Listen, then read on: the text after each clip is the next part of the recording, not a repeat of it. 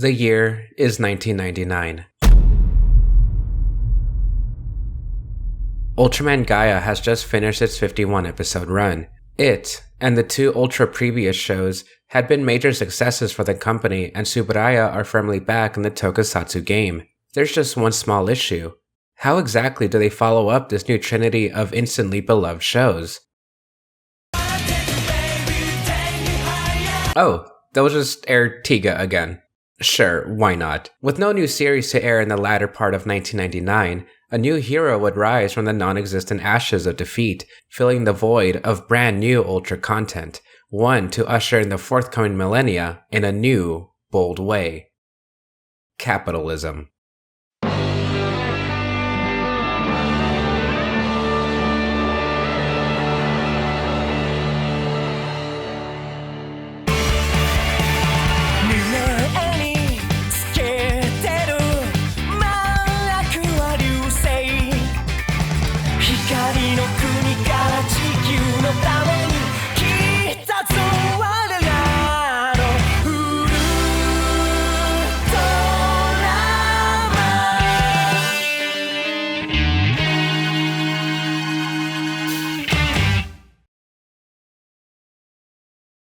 In this world, there are two kinds of people, those who are nice and those who are not nice. Being in that second group is not recommended. For us to truly understand what it means to be nice, from Planet Toy 1, located somewhere in Nebula M78, came the newest hero in Tsuburaya's catalog, the product catalog that is, Ultraman Nice. Standing 39 meters tall, clocking in at 39,000 tons, soaring through the sky at Mach 3.9, lots of 39s for some reason. Wait, 3-9. San-Q. Thank you. Oh, San-Q. Thank you. Okay, I get it. Really makes me wish there was a Hyper Battle DVD special where the solution to the problem is the same bit of wordplay or something strangely specific like that, lol. Anyway, our new savior from a distant planet land came for one reason: to sell you nice, high-quality Bandai-approved merch. I mean, save this one small Japanese town from the evil alien Zagon and his trio of not very nice recurring kaiju threats from enacting their evil plans like stealing the brand new toys available in stores nationwide now. I think it's best we skip over the rest of the stupid production details and get straight on with the show itself because I'd just rather we get straight into it. Structurally, it's fair to say Nice has its formula. The defense team, Gokazoku, comprises the members of the Yumeboshi family, are minding their own business admiring the brand new Ultraman series merchandise from Bandai, when all of a sudden, Zagon or his minions show up in the one small town that family happens to live in. The team is dispatched. The father of the family, Ginga, steps 3 feet away from his onlooking family to hide his true identity as a super being from 1 billion miles away. Upon opening up the Nice streamer and eating one of the small chocolates housed inside, he spins into Ultraman Nice.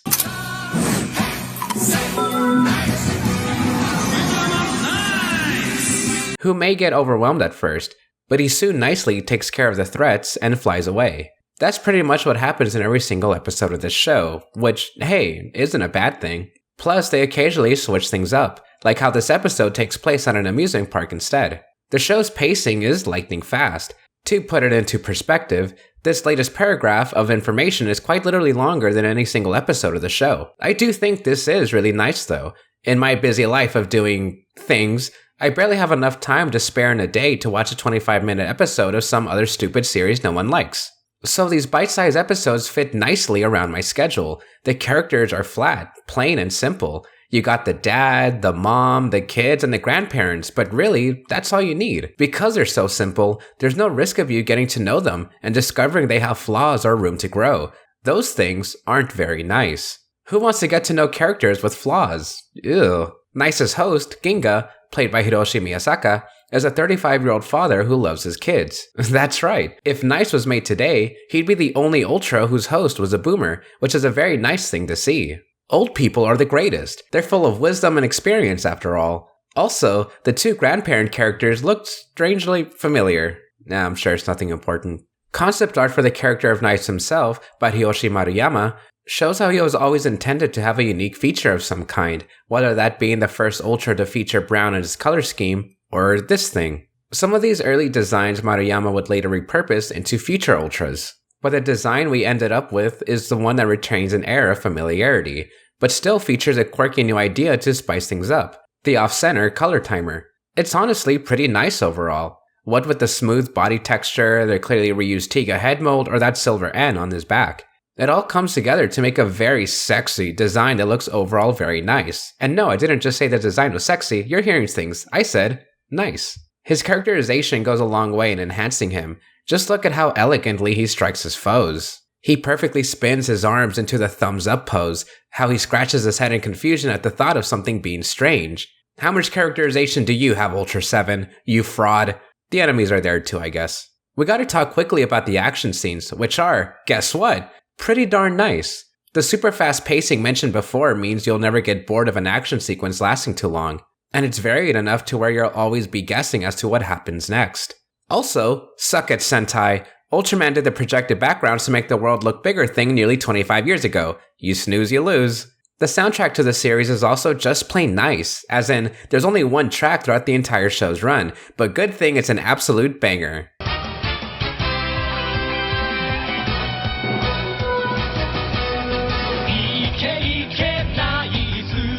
Ultraman Nice, the first song performed by the 2000s premiere Ultraman music group Project DMM.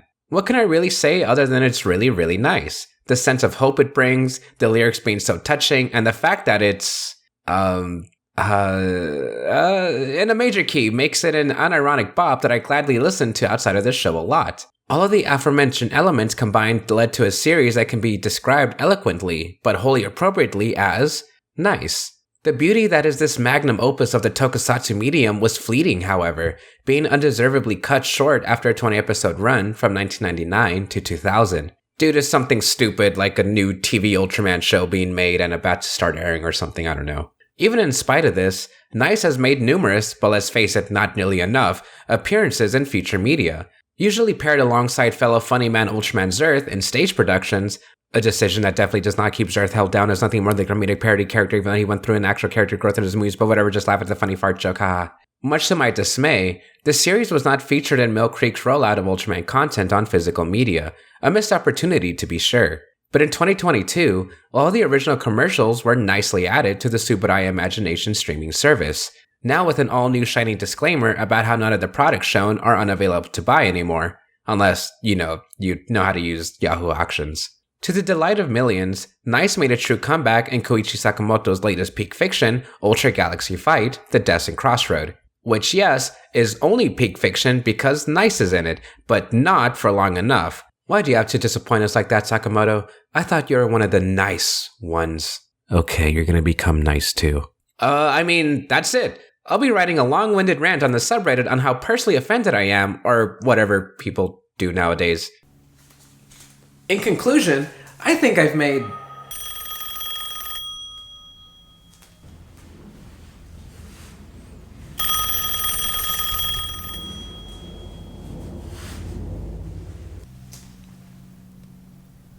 What?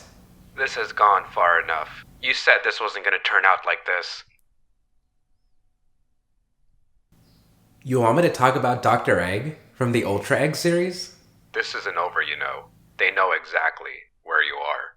You mean that guy in the coat and glasses that was researching those brand new toys back in the 2010s that is making a return? You can run, but you won't escape. All those you swayed will be freed, you hear? Why would it talk about him? He's not Ultraman Nice related.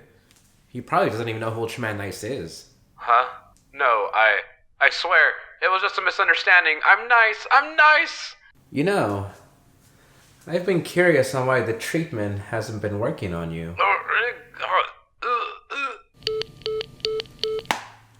Well, that was inconvenient. Anyway, I think I made it very clear that I think Ultraman Nice is worth everybody's undivided attention, and I hope this video pleases him. For your sake. You see, in this world, there are two kinds of people. Those who are nice, and those who are not so nice. I wouldn't recommend being in that second category, because people who are nice, they care. They buy the brand new toys. They watch the shows. They spend their money on nice toys. They support the Ultraman brand. They support the official release. You will join us, won't you? So come on, join us. It is very nice here.